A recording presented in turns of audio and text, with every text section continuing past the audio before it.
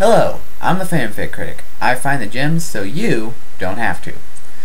Now, before we get started today, I want to make a quick little announcement.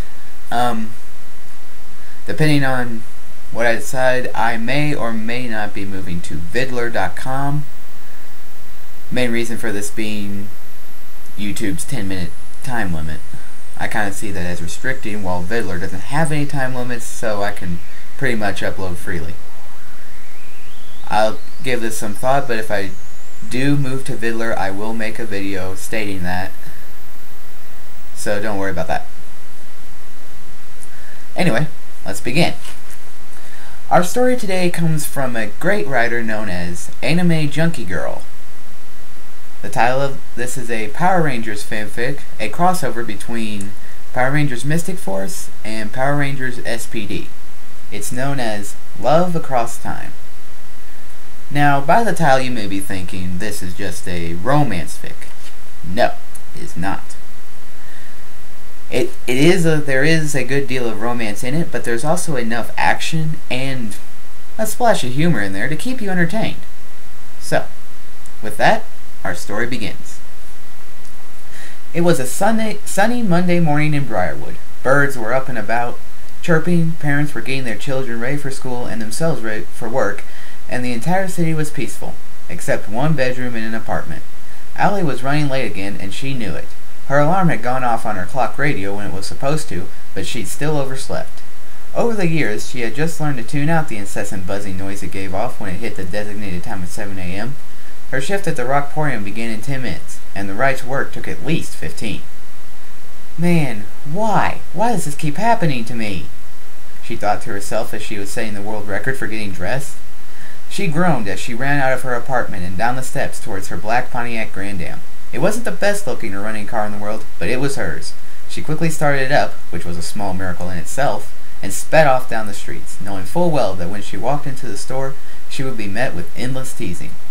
She got to the store within 15 minutes, just as she had estimated, but she was still 5 minutes late. As she got out of her car, she took a deep breath and headed towards the back of the store. She had decided on the drive over to the store that she was going to try and sneak in. She was hoping that if she just slipped in from the back, no one would notice her tardiness. Unfortunately for her, she had no such luck. As soon as she gently closed the door after slipping into the back room, she heard a familiar Australian accent coming her way. "Running a bit late this morning, aren't we?" Xander said this while laughing. She looked towards the sound of his voice and saw that her 4 other friends were standing there as well, all with big grins on their faces. It was a common fact that she was almost never on time to work. In all honesty, she really wasn't a morning person, so Xander's comment was enough to set her off.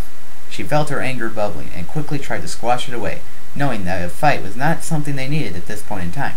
So she quickly summoned her sweetest voice and said, "Why yes, Xander, I'm so happy you noticed," she replied with a voice dripping with such saccharine sweetness, Xander could swear his teeth were getting cavities. With that, she swept past them all and quickly punched in for the day. The others just laughed at her comment, while Xander stood there shocked, thinking that he was going to get yelled at for making a comment like that. They all quickly followed her towards the front of the store and began to do various tasks.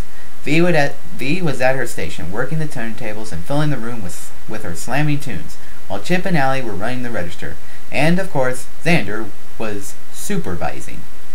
"I swear, I bet that boy came into this world telling the doctor how to deliver him," she thought in annoyance. Allie quickly glanced around the store, trying to find the other 2 people that were a part of their little group. She smiled when she saw them in the back, stocking shelves with the new Jake Bonebreaker CDs. They were both smiling and laughing, and that made Allie smile and think, "God, when will those 2 ever get together? I swear, I'm going to get V to help me lock them in a closet together." She laughed at that, knowing that if those 2 didn't do something about their obvious feelings for one another, she and V were going to. She was about to go and talk to the DJ with the hair whose colored streaks changes every day about it when all of a sudden their morphers went off. They all rushed off, telling Toby that it was time for a break before he had the chance to protest. As soon as they were outside of the store, Nick flipped open the phone and Udana's voice rang out of it. "Rangers, there is a dark magical energy downtown at the plaza. Daggeron is already on his way. Please meet him there." "We're on our way, Udana," Nick answered before closing his wand/phone. With that, they all rushed down to the plaza and came face to face with some hideous slime monster that was destroying everything in sight. "Gross! Imperius is going all out in the ugly department," Vita observed. "And disgusting," Allie replied. They all quickly got into formation as Nick shouted, "Ready? Ready!" The other 5 Rangers shouted back. All 6 Rangers took out their magic wand/phones, punched in the correct number sequence, and went through their poses shouting, "Magical Source! Mystic Force!" The 3 boys and 3 girls transformed into their designated uniforms and engaged in battle with the slime creature. And that ends our excerpt for today. Again, this is another story that is not finished yet, but it is well worth waiting for. So, I hope you enjoyed this, and until next time, au revoir!